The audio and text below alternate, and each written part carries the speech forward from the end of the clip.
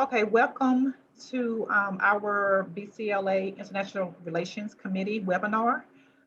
We will get started in just about 1 minute, and Laverne will be giving the bio of our presenter.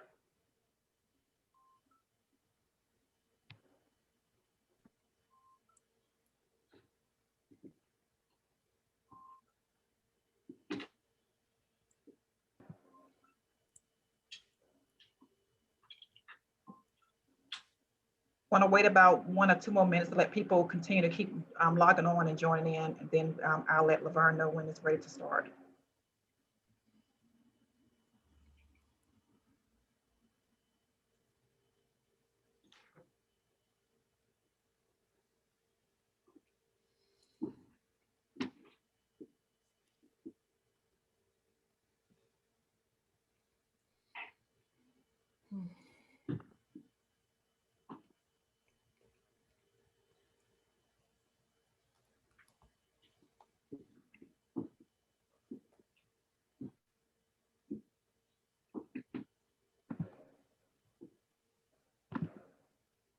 Okay, we can start now, Laverne. Okay, thank you very much, Jahala. Welcome everyone.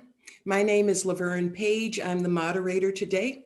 I'm an area specialist in the African section of the African and Middle Eastern Division at the Library of Congress. I would like to welcome you to our program honoring Pan-African culinary tradition. Our program is sponsored by the Black Caucus of the American Library Association. This particular program is coordinated by the International Committee of the Black Caucus of BCLALA. Our program honoring Pan-African culinary tradition will be a discussion on Pan-African foods and culture, and we'll also have a live cooking demonstration. Our speaker is Vera Oye-Ya-Ana. Vera is affectionately known as Auntie Oye.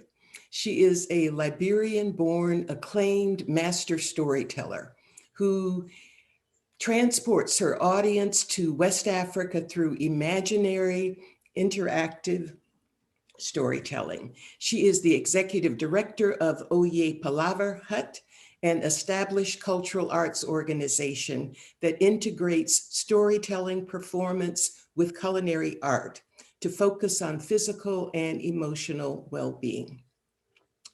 She tours nationally and internationally, presenting her dynamic programs that include dance and the traditional djembe drum. This energetic cultural educator's performances are designed to celebrate diversity. She is a two-time recipient of the DC Commission of the Arts and Humanities Fellowship Program. And now I want to show you a slide of Vera. It was taken in 2011, but first I want to say that I first met Vera at the Library of Congress when she performed in an African and Middle Eastern Division food and storytelling program with the title Africa to America and Back. This was in 2008. And in addition to the storytelling, she brought collard greens. And I learned that day that she knew dozens and dozens of ways to prepare collard greens, like 70 different ways, 70 different ways. That in itself is a totally separate lecture, I think, as well as a cookbook.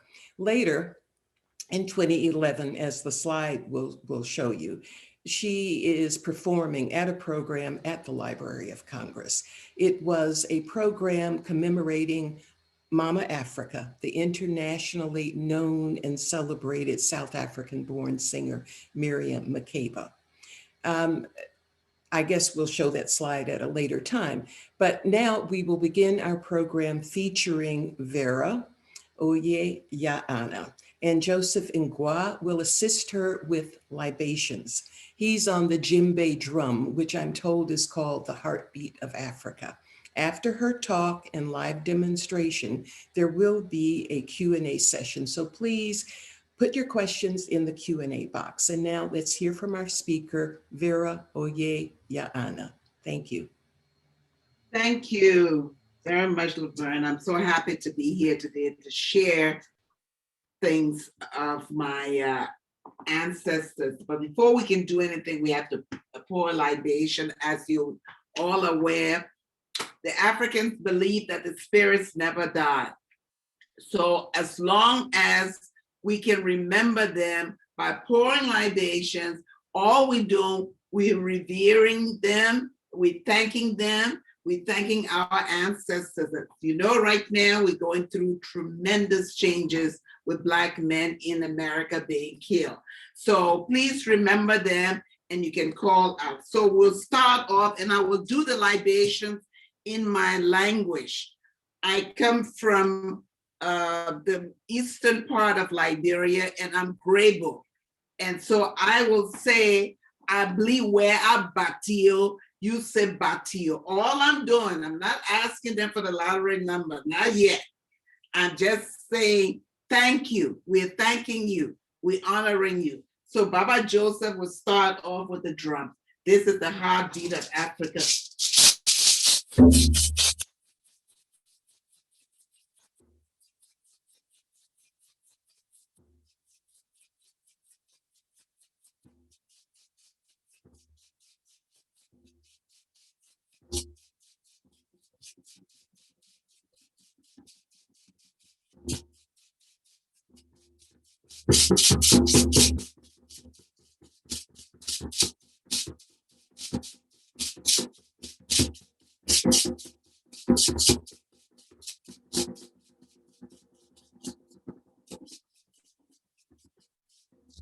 Abli where Batio.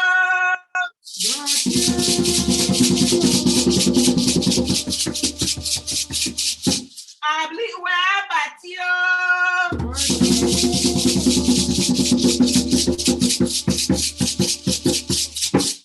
Abli where Batio.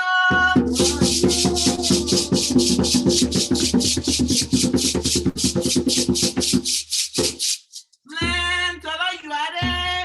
Now deo. This me Africa. This me America.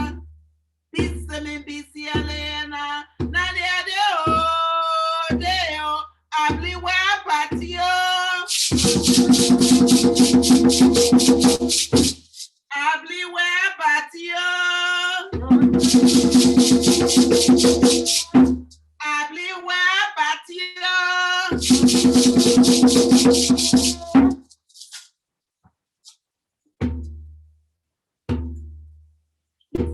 Listen.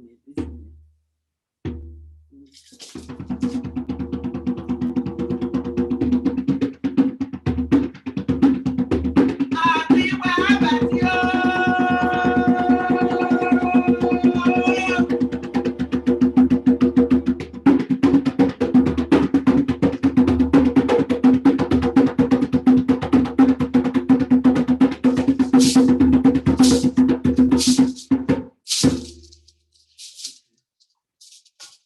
Thank you. So now we've done with that. And now we'll give you the history about jollof rice. This is the main dish.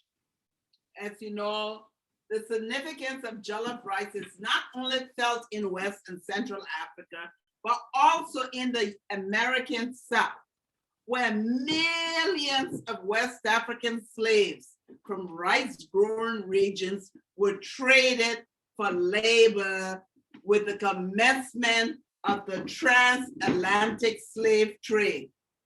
Slaves brought with them to the New World. The modern day, they brought their agricultural techniques and their rice influences to the New World. And modern day red-based Southern rice dishes, including jambalaya and gumbo, are believed to have been introduced and influenced by rice dishes. So the most adopted theory of the expansion of the dish explains jollof rice as having its origins in the Senegabi region of West Africa in the ancient Wolof or jollof, that's where jollof rice comes from, empire during the 14th to 16th century. The former empire is located in what is considered to be parts of modern day Senegal, the Gambia, and Mauritania. So how did jollof rice become West Africa's iconic dish and a point of banter between Africans? Every African country believes they make the best jollof rice.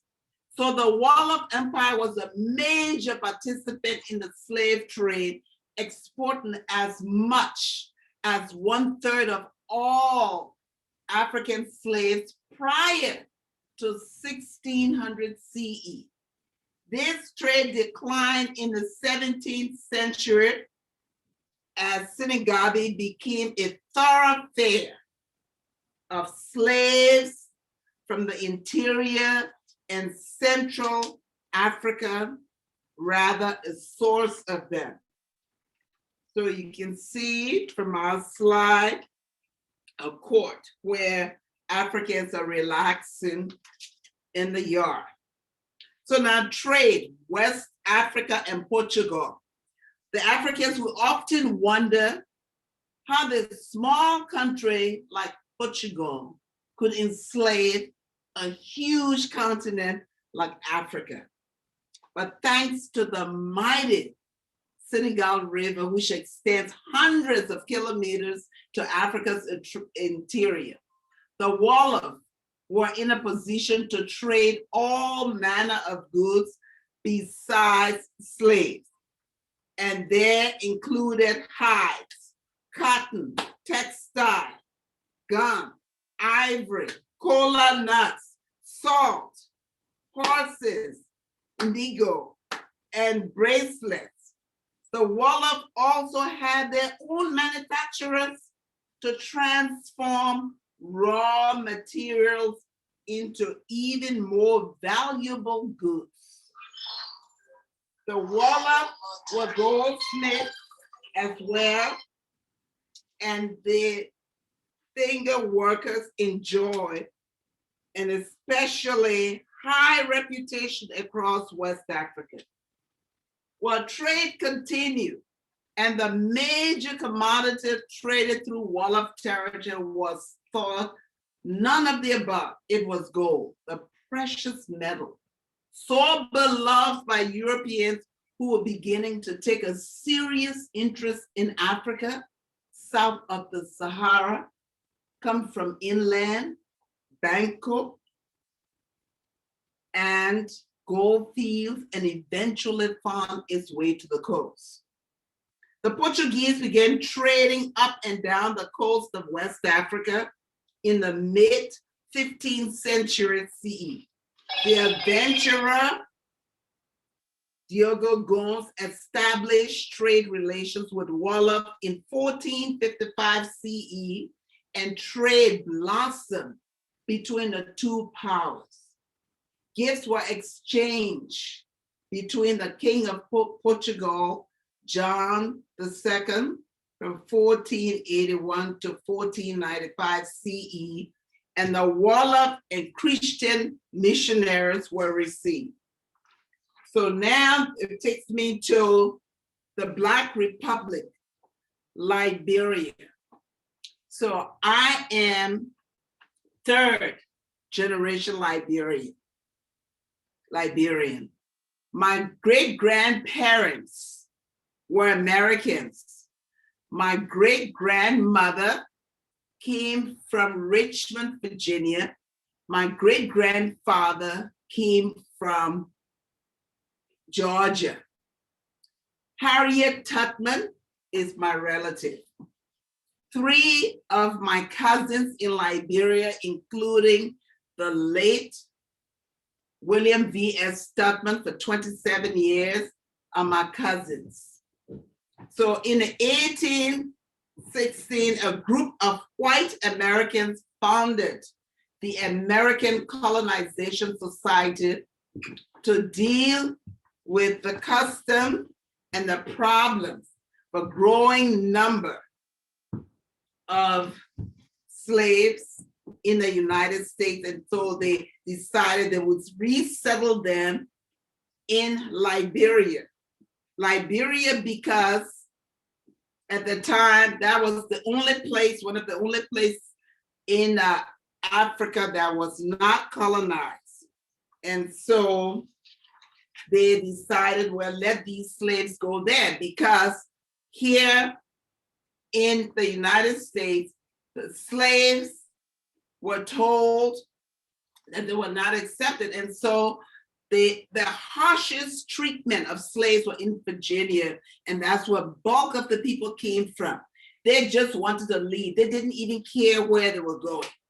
So if you look at the map of the history of Liberia, I think it's about 17 or 15 of the presidents were African Americans. So the only place they thought that they could excel and achieve would be Liberia. Liberia received her independence July 26, 1847. And everything is based on the United States, because remember, this is the only reference they had as slaves here. And so it took Liberia several years for other nations to recognize Liberia, especially the United States. England and France recognized Liberia before the United States, because the United States did not want to welcome them while they were enslaving Black people here in the United States. So today, I'm going to prepare this dish, the most famous dish, and you will have the recipes. So this rice is very easy to prepare, but the first thing you have to do is make the sauce. And the ingredients for the sauce will be tomato paste, and it would be canola oil. I'm going to put onions just to make the sauce, and salt and pepper. But instead of using salt, I'm using liquid aminos, because as a Black person, I inherited my family illness called high blood pressure.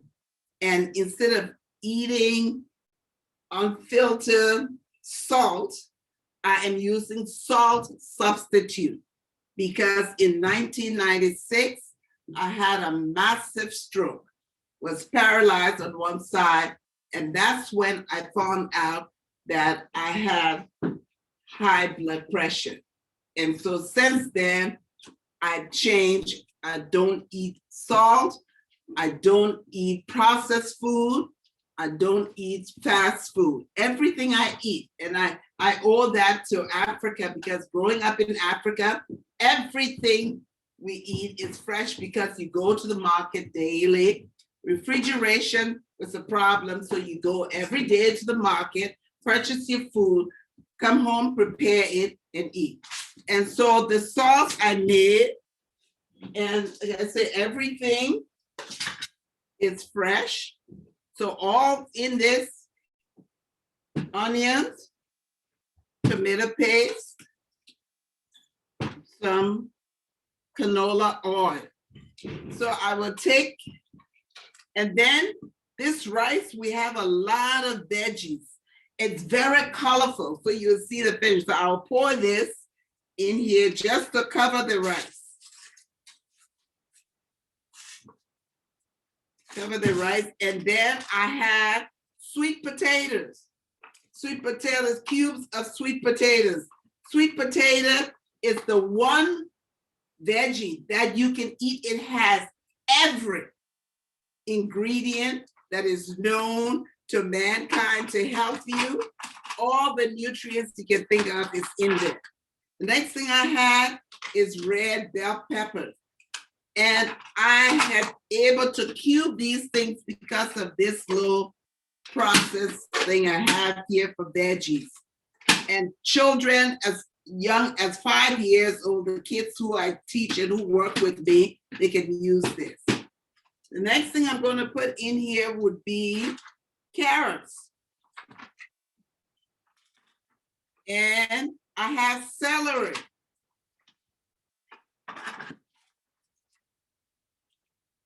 Yellow pepper, orange pepper. I have yellow peppers. I have string beans. I have corn.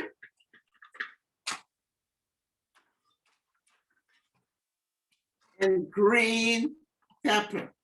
Now put all of this in. Of course, you put a little black pepper to taste. And I will put a little bit of this. So I will put more of this liquid in here. Stir it up. I will take this to the oven.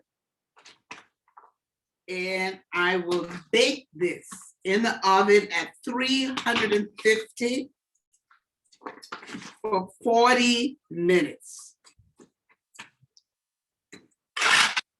Okay, so I'll just take this back, remove this. And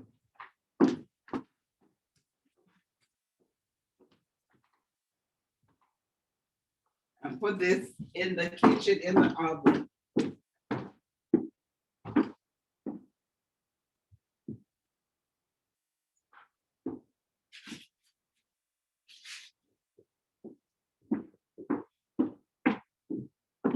So now I have a finished dish.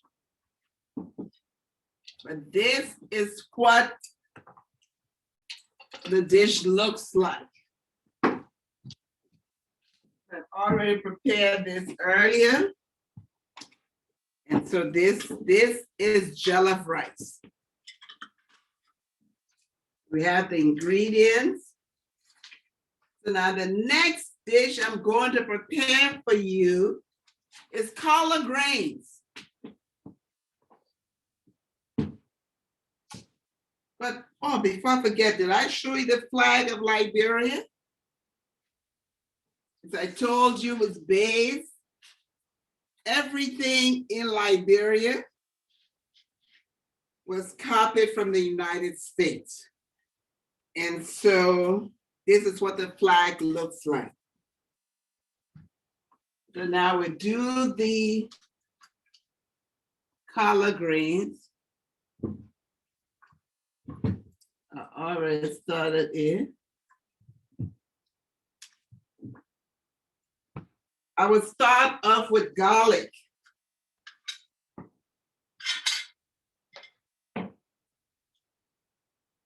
I'm sorry, I'll start off first with purple or red onions.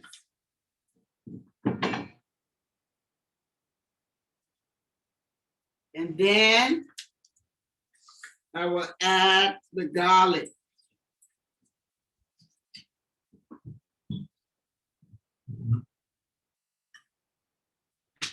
I'll put some black pepper. And this is what the greens look like. It has been blanched. All of my food is blanched.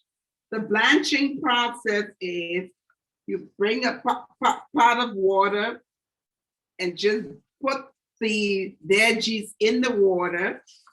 You bring it to a boil and let it stay for 5 minutes.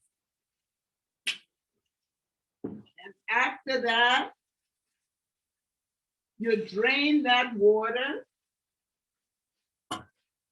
And you drain that water. Now you put cold water to lock the nutrients in. This smells so good. To keep the grains looking green, you keep the pan open. Do not cover it because you want it open to release some of the gases from food. As you know, the color is chlorophyll. And again, I'll put a little bit and I'll season to taste. I don't have to taste it because I already know what it is. And you saute this for 5-10 minutes.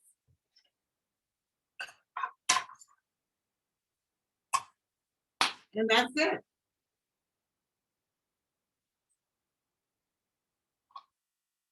Because the onions soften the garlic. And so this is what it is. I tried, because I cook for children, and these are American children, primarily African-American kids. They are taking the information home to their parents. And I know a lot of people don't have time to spend so much time cooking. So everything I prepare, 40 minutes max. Like the rice I took to the stove, it'll take 40 minutes because it will bake, and it will bake evenly. And so bon appetit, this is what it is.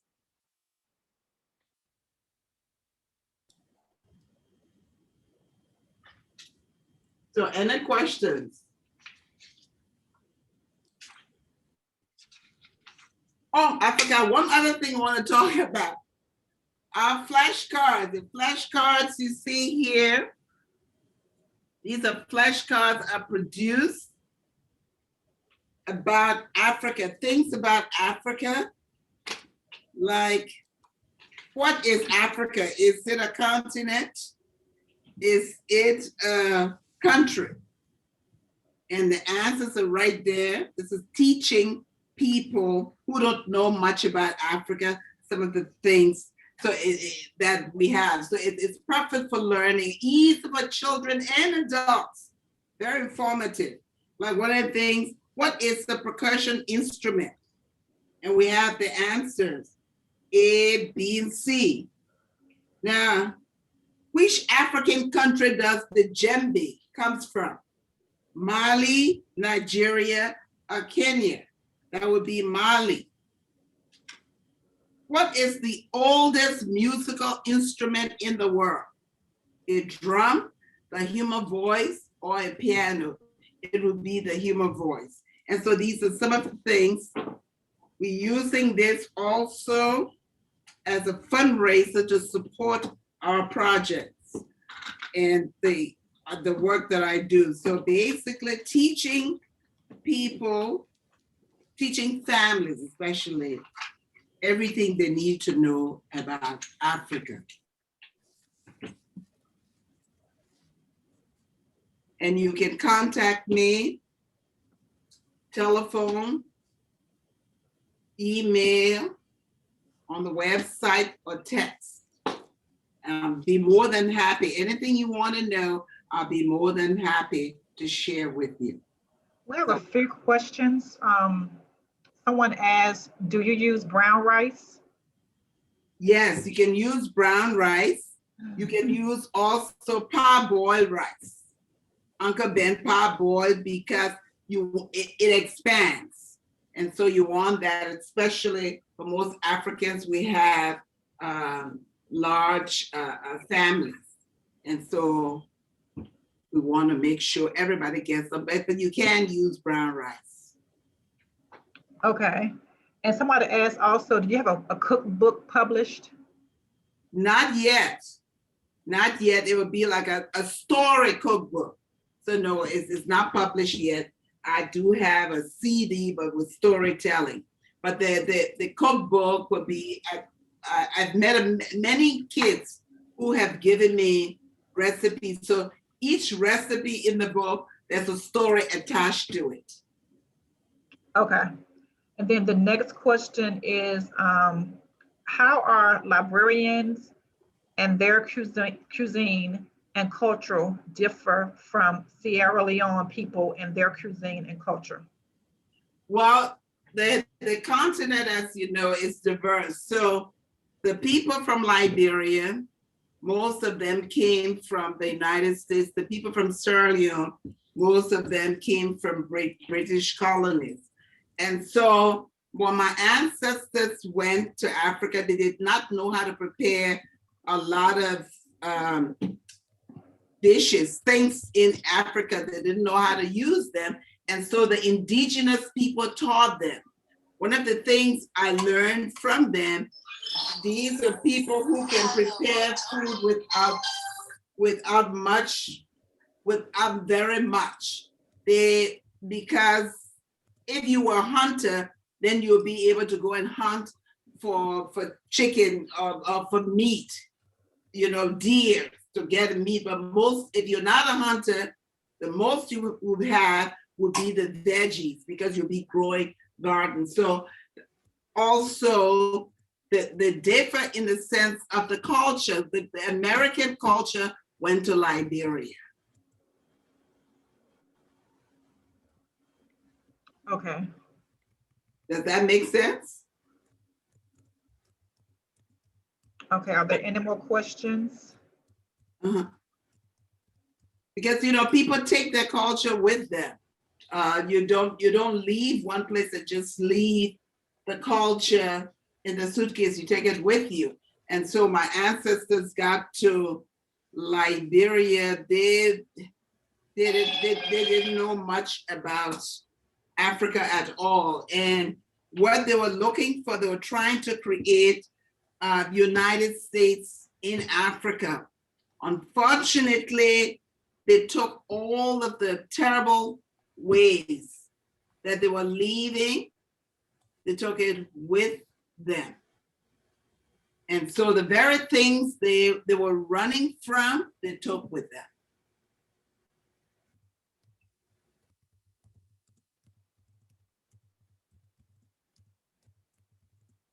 Any more questions or any?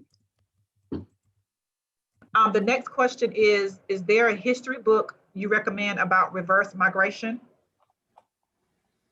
No, I can't say I do, but I know one place you can go and find all of this, just go online. But because I'm living the history, so I really couldn't tell you that. Okay. But if you go online, you'll be able to find something that suits you. Okay, the next question is, could you tell us about rice bread, please? About rice bread? Yes. Oh, rice bread. I make the rice bread. What I make rice muffin, because a lot of the kids, I make the rice bread for if you give them slices, they would waste it. Just take a little bit and throw the rest away. So what I did, I came up with these little muffin pans. And so I make the rice bread mix and put it in, I call it petite muffins. And so you can just take the petite muffin, just take one little scoop, put it in your mouth, and so you don't have to cut it up into slices. Yeah, so the rice bread, again, my ancestors got to Liberia and found rice, and they wanted to make, and that was so typical African. The Africans don't throw anything away.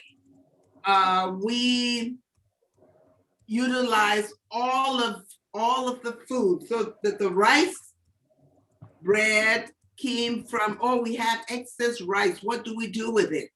And they found out that they could turn it into bread. And they could bake it in their own ovens and made their own ovens for baking, or they could fry it. And so yeah, rice bread is another delicacy from Liberia, and the children here love it because it's made with bananas. And I put bananas, I put raisins in there, cinnamon, ginger, and so it's very tasty, and it's been well received by the children and the families.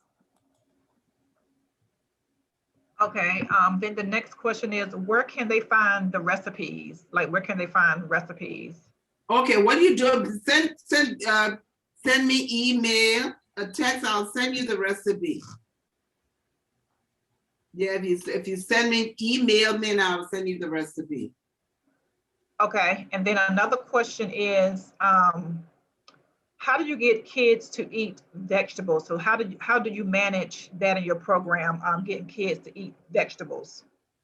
Well, because the kids who work with me are chefs, so they make the process. So what I do, say I showed you this cutter.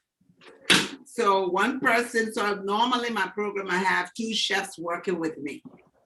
One person will do the cutting of the veggies, and another person will stir and mix.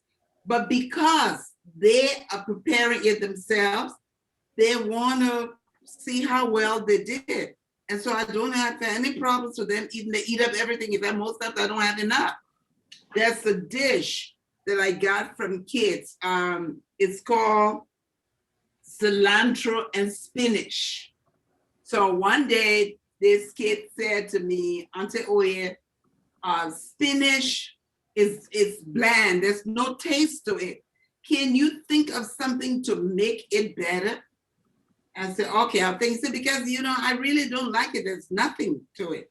And one day I was putting things together, and I chopped some cilantro and mixed it with the spinach. Voila, I had a new recipe. So, and that's all it is, spinach and cilantro, but we eat this with couscous. So I'm teaching the kids at an international palate now, because they know how to fix couscous with spinach. And so, yeah, the kids eat the veggies and eat the all the food because they prepare it. So they see the process, and so they take ownership. Okay. Another question is, do you cater for special occasions?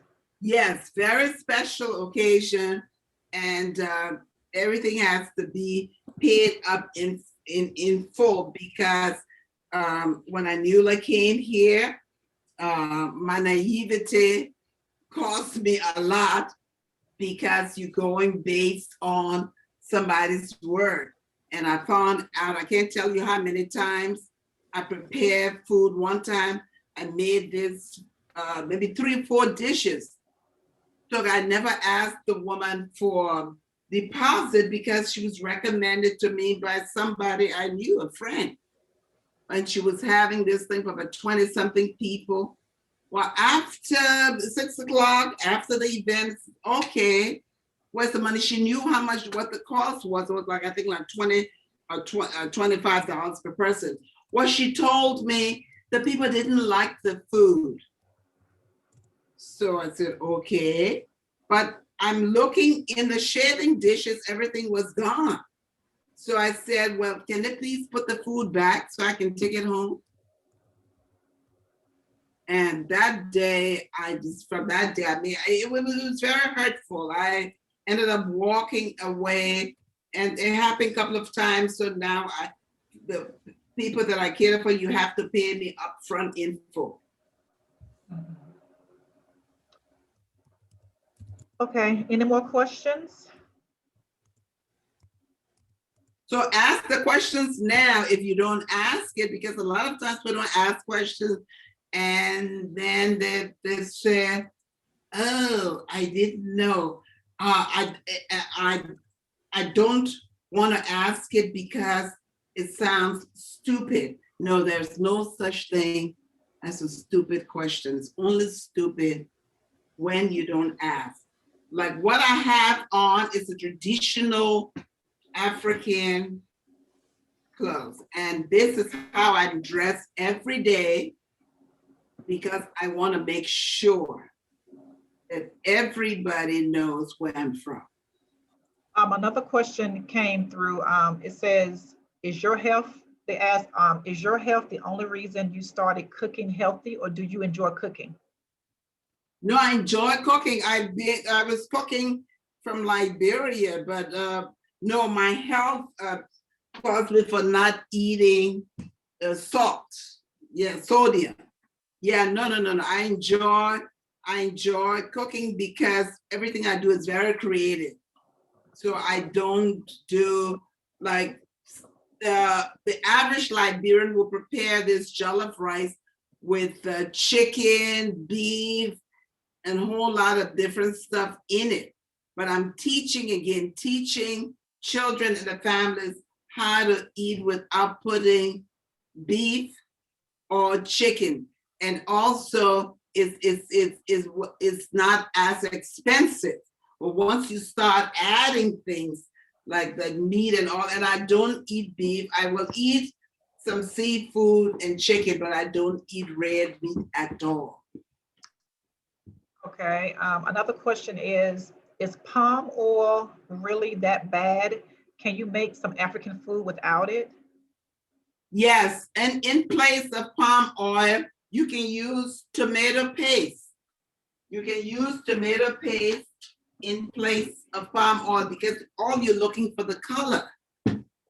So there's a dish, you know, any African dish that requires palm oil. I don't make things. I don't really eat with oil. If I do eat, it would be some canola or some olive oil. So, but you can use tomato paste.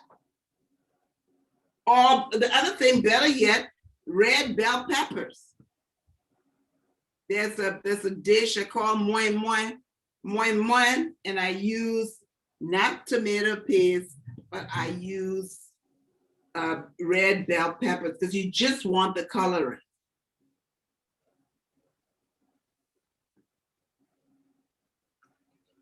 Okay. Okay, are there any more questions? I did put her website in the chat. So if you want, you can see her website is also in the chat as well.